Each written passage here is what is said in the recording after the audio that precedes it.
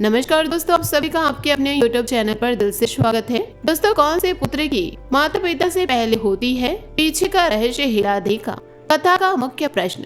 अग्निदेव ने देवताओं से पूछा, कौन सा पुत्र माता पिता की आंखों के सामने मरता है और कौन सा पुत्र उन्हें जीवन भर कष्ट देता है।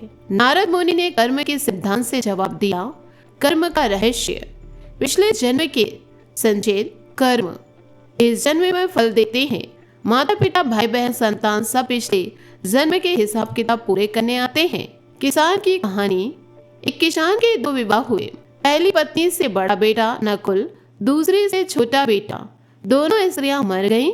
किसान की मृत्यु के बाद बड़ा बेटा नकुल छोटे भाई को मारने का षड्यंत्र रच रहा था।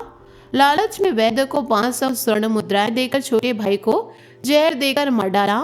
पूरी संपत्ति हथिया ली। बदले की शुरुआत। नकुल को पुत्र हुआ। लड़का जवान हुआ, शादी हुई, अचानक बीमार पड़ा। इलाज में सारी संपत्ति खत्म हो गई। मरते वक्त लड़के ने पिता को याद दिलाया, मैं तुम्हारे पिछले जन्म का छोटा सौतेला भाई हूँ जिसे तुमने जहर देकर मारा था। वैद्य का कर्म फल। लड़की पिछले जन्म की वह वैद्य थी जिसने लालच में जहर दिया था। सती प्रथा के कारण वह भी पति के साथ जिंदा चली। 4 प्रकार के पुत्र।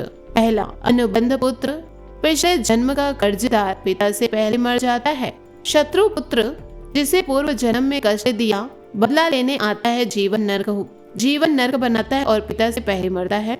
उदासीन पुत्र, माता पिता से कोई लगाव नहीं, विवाह के बाद त्याग देता है। सेवक पुत्र, सबसे श्रेष्ठ, पिछले जन्म की निस्वार्थ सेवा का फल, जीवन भर माता पिता की सेवा करता है। महाभारत का उदाहरण।